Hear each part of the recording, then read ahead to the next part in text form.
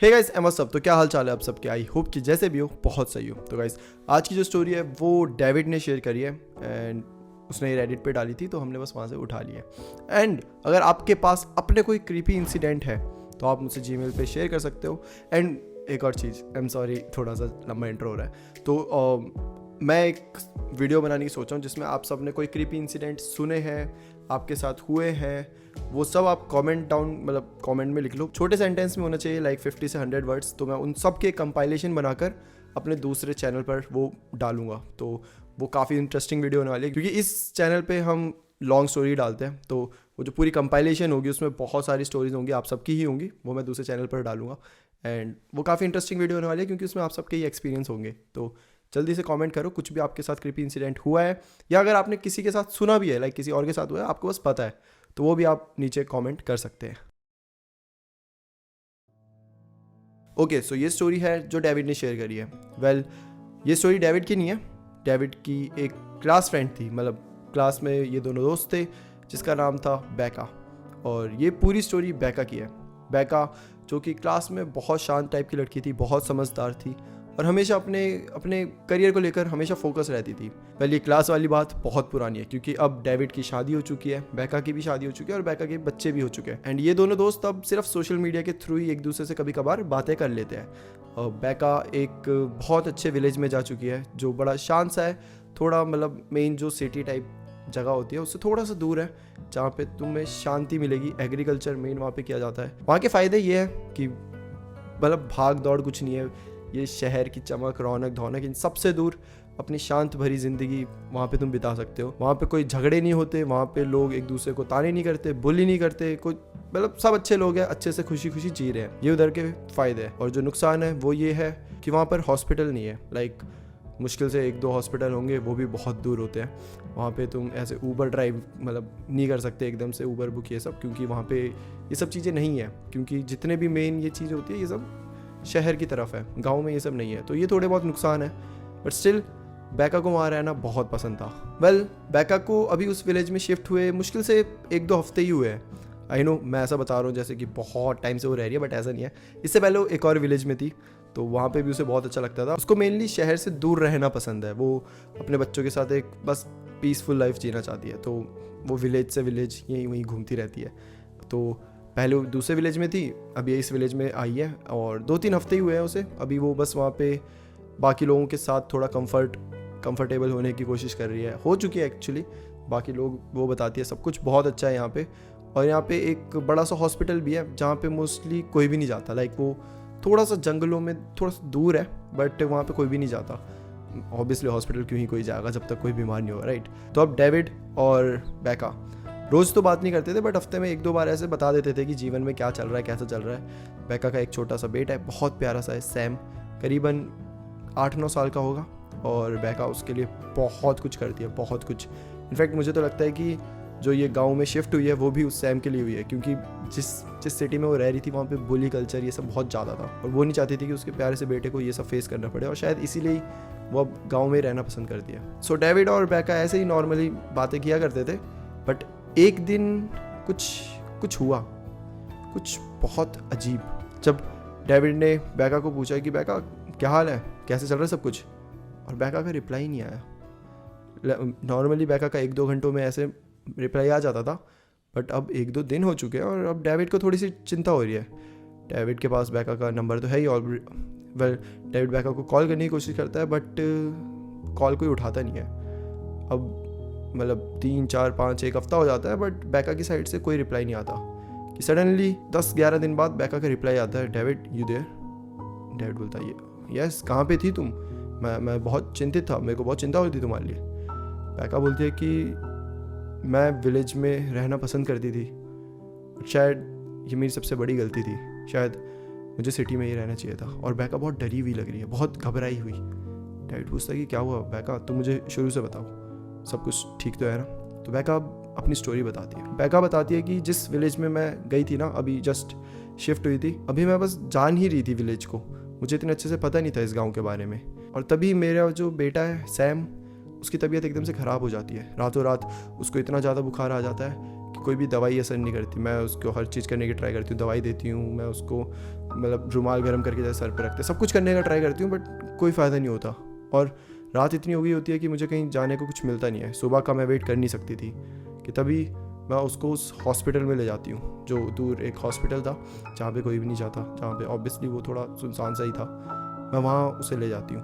जब मैं उसे वहाँ लेकर जाती हूँ तो जब हम हॉस्पिटल एंटर करते हैं तब से लेके मुझे बहुत अजीब सी वाइब्स आती है। लाइक वो एक नॉर्मल हॉस्पिटल नहीं लग रहा था, बड़ा अजीब सा माहौल था। वहाँ पे कोई रिसेप्शन में नहीं था, रिसेप्शन पूरा खाली पड़ा हुआ था। और जो ग्राउंड फ्लोर है उसमें मुश्किल से 3 या 4 लाइट्स चल रही थी। अब मुझे कुछ समझ नहीं आता कि क्या है। मैं चिल्लाती हूँ कि कोई है यहाँ पर, कोई है, कोई डॉक्टर डॉक्टर। तब मेरे पास एक डॉक्टर आती है, वो बोलती है कि क्या हुआ। मैं उन्हें बताती हूँ कि जो सैम है उसकी ऐसी हालत हो गई है, वो बहुत ज़्यादा बुखार हो गया, आप एक बार देख सकते हो क्या। तब वो सैम के ऐसे माथे को छूती है और बोलती है तो बहुत गर्म है, इसे तो बहुत ज़्यादा बुखार है, इसे हमें इमीडिएटली एक बेड में आप लेटा दीजिए, आप रूम नंबर 5 में जाइए। बैका जाती है रूम नंबर 5 में और वहाँ पे कुछ बेड्स होते हैं जिसमें पूरे बेड खाली है, बस एक बेड है जिसमें एक बच्चा लेटा हुआ है। तो ठीक है, बैका उसके बगल वाले बेड में लेटा देती है सैम को। और कुछ देर बाद डॉक्टर वहाँ पे आती है, वो पूरा चेकअप करती है और बोलते हैं कि बेटा तुम्हें अब ठीक लग रहा है। वो बोलता है कि हाँ मतलब उतना ठीक तो नहीं लग रहा। तो वो बोलते हैं कि तुम्हें कैसा लग रहा है एग्जैक्टली मुझे बताओ। तो सैम बताता है कि मेरे सर में दर्द हो रही है, मुझसे हिला नहीं जा रहा, बहुत वीकनेस सी आ रही है।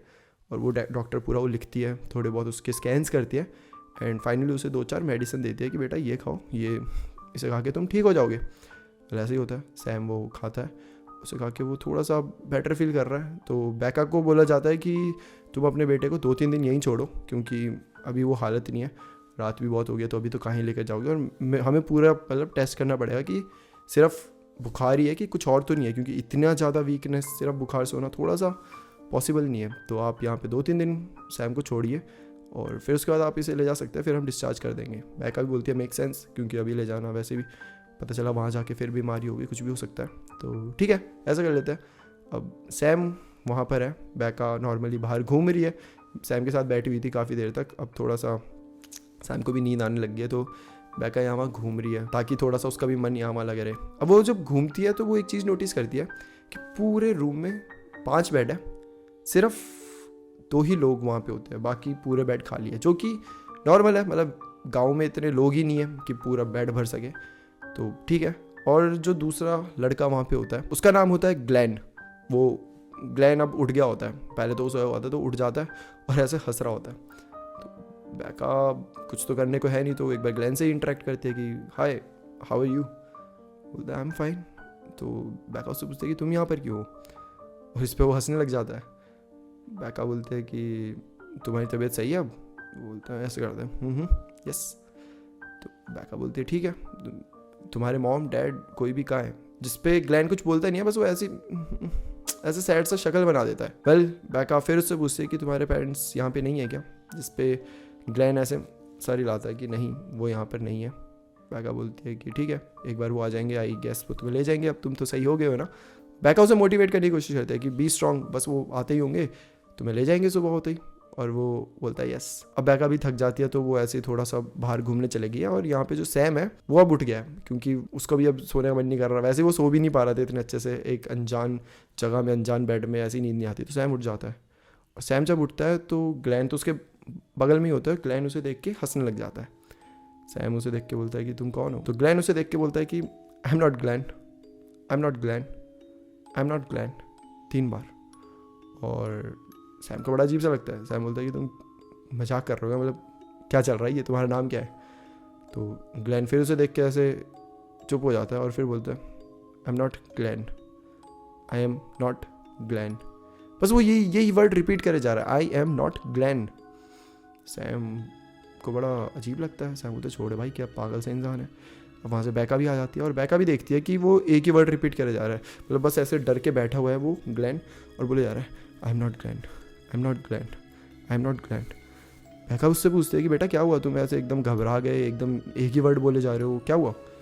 बट ग्लैन बस यही बोले जा रहा है I am not Glenn, I am not Glenn, I am not Glen. तो बैका की समझ नहीं आता, वो डॉक्टर को बुलाती है। डॉक्टर आते हैं, डॉक्टर बोलती है डॉक्टर एक बार आप इसे देखें जरा, ये इसकी तबीयत सही नहीं लग रही है, बस एक ही वर्ड रिपीट करे जा रहा है, करे जा रहा है, करे जा रहा है। तो डॉक्टर उसे देख के बोलती है कि सो जाओ चुपचाप। वो ऐसे करके सो जाता है, और वो बैका को बोलते हैं कि आपको इसकी टेंशन लेने की ज़रूरत नहीं है, एक्चुअली इसके थोड़ा सा दिमाग फिरा हुआ है, थोड़ा सा ये पागल सा है, ये जब से यहाँ पे आया ये यही बोले जा रहा है, I am not Glenn, I am not Glenn, I am not Glen, और बस इसकी यही बीमारी है, बाकी कुछ भी नहीं है, बाकी ये पूरा ठीक है, बस इसकी यही बीमारी है कि ये पता नहीं क्यों बट ये एक ही वर्ड रिपीट करता रहता है। डॉक्टर बैका को एक और चीज़ बताती है कि यहाँ पे जो भी जितने सारे डॉक्टर हैं, आप सबने तो इसे देखा नहीं है, तो सबको बस ये इसी नाम से पता है कि आई एम नॉट ग्लैन। कोई बच्चा जो आई एम नॉट ग्लैन बोल रहा है वो यहाँ पे पागल है, उसकी हमें एक्चुअली कल ट्रीटमेंट करनी है और कल इसे कुछ हम शॉक्स देंगे जिसकी वजह से आई होप कि इसका दिमाग सही हो पाए और आई होप कि ये सही हो पाए बेचारा। बैका को भी ग्लैन के लिए बुरा लगता है और बैका भी विश करती है कि हाँ आई होप कि ग्लैन ठीक हो जाए। ठीक है, ये बात यहीं ख़त्म हो जाती है। बैका भी अब साइड में सोफ़ा पड़ा होता है तो वहीं पे सोने लग जाती है। अब सुबह हो जाती है, जब सुबह होती है तो बैका को एक्चुअली कुछ काम भी होता है, बहुत इंपॉर्टेंट काम होता है क्योंकि वो नई नई विलेज में आई है, तो उसको कुछ मतलब कार्ड वार्ड ये सब बनवाने थे, कुछ काम था, तो बैका को 1-2 घंटे के लिए बाहर जाना था। अब वो बोलते हैं कि मैं ले जाऊँ क्या सैम को? डॉक्टर बोलते हैं नहीं आप अभी मत लेके जाइए, अभी टेस्ट करने पड़ेंगे हमें इस पर, तो एक बार वो पूरा कर देंगे फिर ही आप ले जाना, क्योंकि बाहर ले जाना भी सही नहीं है, आप 1-2 घंटे में कुछ भी हो सकता है। और डॉक्टर बोलते हैं कि ये तो वैसे भी आराम से बैठा ही है बेचारा, तो यहाँ छोड़ दो इसे, कोई बात नहीं, आप 1-2 घंटे बाद वापस आ जाना। बैका बोलती मेक सेंस, ऐसे ही कर लेते हैं। तो बैका फिर चले आती है जहाँ पे उसे काम होता है और यहाँ पे सैम बैठ जाता है। सैम को बड़ा अजीब सा लग रहा होता है एक ऐसी जगह में जहाँ पे डॉक्टर हैं, जहाँ पे खाली है और बगल में एक ऐसा बच्चा है जो सिर्फ I am not Glenn, I am not Glen करे जा रहा है और ऊपर से मॉम भी नहीं है। इतनी गंदी सिचुएशन। सैम भी चुपचाप बैठा हुआ है, कुछ नहीं कर सकते। कि अब वो जो डॉक्टर थी वो वापस आती है और वो बोलती है ग्लैन अब हम आपको लेकर जाएंगे, आपका ट्रीटमेंट करेंगे एंड आप ठीक हो जाओगे फिर, है ना। ग्लैन को एक टॉफ़ी भी दी जाती है तो ग्लैन वो खा लेता है। ग्लैन चुप है और डॉक्टर चले जाती है और डॉक्टर बोलते हैं कि अभी कुछ और डॉक्टर्स भी आएंगे और वो आपको जब लेकर जाएंगे तो ऐसा कुछ बुरा मत मानना, रोना वोना मत, क्योंकि वो मेरे नोन के है, मतलब आपको मेरे पे भरोसा है ना, तो वो जो डॉक्टर है वो भी सब मेरे ही नोन है और वो सब आएंगे और आपको वही ठीक करेंगे, ठीक है। तो ग्लैन बस ऐसे मुंडी हिलाता है, टॉफ़ी खा रही होता है, तो डॉक्टर चले जाती है। 15-20 मिनट हो जाते हैं। अब 3 डॉक्टर्स आते हैं, 2 आदमी होते हैं, 1 औरत होती है। अब ये आते हैं और ये पूछते हैं ग्लैन कौन है। जो ग्लैन होता है वो चुप है और जो सैम है वो तो नॉर्मल सोया हुआ है, उसे कुछ लेना देना नहीं है। कि तब डॉक्टर आते हैं और बोलते हैं ये रहा ग्लैन, चलो इसे लेके चलो, और वो उसे उठाने लगते हैं। But the shocking part was कि वो ग्लैन को नहीं, वो सैम को उठा रहे होते हैं। वो सैम को स्ट्रेचर पे बिठा के ले जा रहे होते हैं। सैम एकदम से बोलते हैं मुझे क्यों ले जा रहे हैं, मुझे क्यों ले जा रहे हैं। कि तभी सैम देखता है जो बेड में टैग लगा होता है, बेड में नीचे साइड टैग लगा होता है ग्लैन नाम का। वो जो बेड होता है वो ग्लैन का होता है। ग्लैन किसी और के बेड में पड़ा हुआ था और ग्लैन के बेड में सैम पड़ा हुआ है।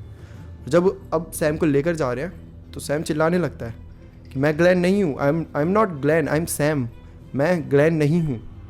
और डॉक्टर बोलता है कि फिर चालू हो गया, अरे चलो यार इसे लेकर चलो जल्दी। और सैम चिल्लाया जा रहा है कि मॉम, डॉक्टर को समझाया जा रहा है कि मैं ग्लैन नहीं हूँ, मेरा नाम ग्लैन नहीं है, मैं सैम हूँ, वो ग्लैन है, वो ग्लैन है।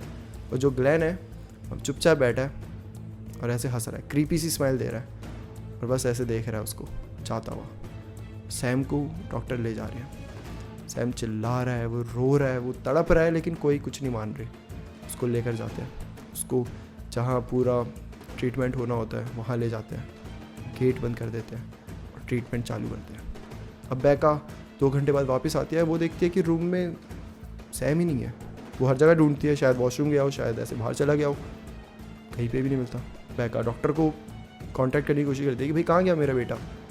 डॉक्टर बोलते हैं कि पता नहीं, आपका बेटा तो यहाँ है ही नहीं। फिर डॉक्टर को एकदम से दिखता है ग्लैन, तुम यहाँ क्या कर रहे हो।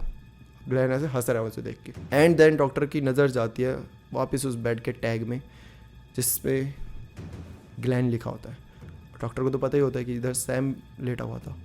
डॉक्टर भागते हुए जाती है, वो जो ऑपरेशन थिएटर होता है जहाँ पे सब ट्रीटमेंट चल रही होती है वहाँ जाती है और बस खोलने का कोशिश करती है। बट तब तक बहुत लेट हो गया होता है।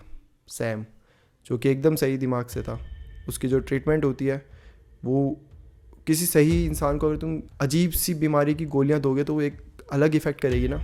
वही सैम के साथ हुआ होता है। जो कि दिमाग से एकदम सही था, उसको एक्चुअली शॉक दिए जाते हैं और वो शॉक इतने ज़्यादा स्ट्रांग होते हैं जिनकी वजह से सैम अब पागल हो गया होता है। जब बेका फाइनली सैम को देखती है तो सैम बेका को देख के हंसता है और बोलता है I am not Sam, I am not Sam, I am not Sam. बेका पागल हो जाती है देखकर। बेका उस सैम को ले जाने की कोशिश करती है, सैम चलो यहाँ से, सैम चलो यहाँ से, कि तब सैम उसे हटा देता है और सिर्फ रिपीट कर रहा है आई एम नॉट सैम। तभी जो बाकी डॉक्टर्स आते हैं वो बेका को बोलते हैं मैम ये पागल हो चुका है और इसको हम अकेले ऐसे बाहर नहीं छोड़ सकते, तो आपको इसको रूम नंबर 5 के बेड नंबर 1 पे छोड़ना पड़ेगा। और वो सारे डॉक्टर वहाँ पे एकदम से 5, 6, 7 डॉक्टर्स आ जाते हैं। जितने पेशेंट नहीं है उससे ज़्यादा डॉक्टर्स आ चुके हैं। वो सैम को खींच के लेकर जाते हैं और रूम नंबर 5 के बेड नंबर 1 पर लेटा देते हैं और उसमें एक नया टैग लगाते हैं सैम। बेका जो बहुत ज़्यादा रूली होती है, बहुत ज़्यादा पागल होती है, वो डॉक्टर्स पे चिल्लाती है कि मैं पुलिस केस कर दूंगी, मैं तुम सब पे केस कर दूंगी, तुम सब पागल हो, तुम सब गधे हो गया, तुमने ऐसा कैसे कर दिया, ये वो। सारे डॉक्टर बेका का हाथ पकड़ते हैं और उसे हॉस्पिटल के बाहर जाके फेंक देते हैं और बोलते हैं कि आप यहाँ कभी वापस नहीं आ सकते, ये बोल के मेन गेट बंद कर देते हैं। बेका पागल हो जाती है। बेका बहुत देर तक वो गेट तोड़ने की कोशिश करती है, वो अंदर घुसने की कोशिश करती है, बट वो कुछ नहीं कर पाती। वो बाहर जाती है, वो विलेज वालों से रो रो के विनती मांग रही है कि भाई वहाँ ऐसा हो गया, आप मेरी हेल्प करो। तब उसे विलेज वाले बताते हैं कि तुम पागल हो, तुम उस हॉस्पिटल में उसे ले गए थे, क्यों उस हॉस्पिटल में गांव का कोई भी नहीं जाता। बेका पूछते क्यों, तब बताते हैं कि वो जो अस्पताल है वो पागलों का अस्पताल है, वहाँ पे सारे के सारे पागल हैं, कोई डॉक्टर नहीं है, कोई नर्स नहीं है, सब पागल है। और जो भी वहाँ पर जाता है वो उसको भी पागल बना देते हैं। इसी वजह से वहाँ पे जितने भी डॉक्टर्स थे सब छोड़कर जा चुके हैं। इसी वजह से गांव वाले वहाँ पर नहीं जाते और इसी वजह से वो अस्पताल में कोई नहीं जाता। और शायद ये सुनकर बेका भी अब पागल ही हो चुकी है, उसे कुछ समझ नहीं आ रहा क्या करे। और वो ये स्टोरी पूरी डेविड को बताती है और डेविड ये सब पढ़ के उसे कुछ समझ नहीं आ रहा है कि वो क्या बोले। क्या वो पुलिस में जाके कंप्लेंट करे कि वो जो पागल लोग हैं वहाँ पे उन्होंने ऐसा ऐसा किया। ऑब्वियसली पुलिस बोलेगी पागल ही तो है, तुम ही पागल हो जो वहाँ लेकर गए, ऐसे पागल लोगों के पास लेकर जाओगी तो क्या एक्सपेक्ट करती हो तुम। कुछ समझ नहीं आ रहा क्या करा जाए। वेल, ये स्टोरी थी बेका की, ये स्टोरी थी सैम की और ये स्टोरी थी ग्लेन की। आई होप कि आपको ये स्टोरी अच्छी लगी हो, और अगर आपको स्टोरी अच्छी लगी है तो चैनल को ज़रूर सब्सक्राइब करिए क्योंकि हमारे 100K होने वाले हैं। And I request you all कि प्लीज़ जल्दी जल्दी सब्सक्राइब करें एंड प्लीज़ हमारे चैनल को 100K तक पहुँचाएं। So that's it for today guys. I hope कि आपको ये स्टोरी अच्छी लगी हो। फिर मिलते हैं हम किसी और टॉपिक के साथ, तब तक के लिए bye bye and take care.